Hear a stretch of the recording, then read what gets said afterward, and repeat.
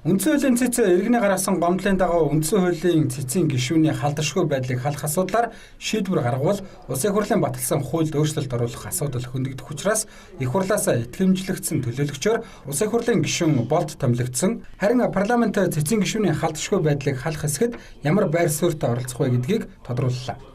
За цэц гэдэг бол шүүх юм аа.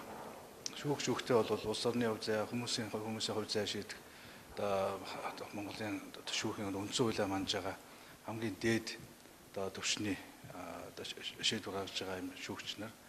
Тэгэхээр энд бол бас яг гадны нөлөө орох, тийм ээ, барьцаалах, иргэшээлтэд оруулах, шийдвэрт нөлөөлөх ямар нэгэн тийм арга зам бол байж болохгүй л дээ.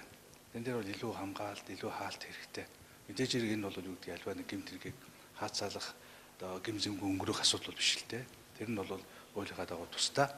Зүгээр ер нь бол яг нэг шийдвэр гаргах чахад урд өдөр нь бол ямар нэгэн тийм зохион байгуулалттай, тийм ээ, ийм халдлага өртөхгүй, тийм ээ. Тэгэхээр энэ интегрити гэж ярьдаг, энэ хамгаалалтаа бий даасан байдлыг бол үнэхээр хуулиар хамгаалсан энэ хамгаалалт бол цаашдаа байх нь зөвөө гэж миний хувьд боддог. Хуулийн элтийн байгууллагт бас зохион байгуулалттай хүнийг гүтгэх ийм асуудал гарч байна гэдэг зүйл. Үндсэн хуулийн цэцэн гишүүн Жандсан улсын хурлын гишүүн Наранхуг чуулганы хуралд сууж сонгогчдод төр төлөөлдөггүй гэх үндслээр иргэдээс ирүүлсэн гомдлыг хилэлцэх үндслэлгүй байна гэдэг шийдвэрийг гаргасан.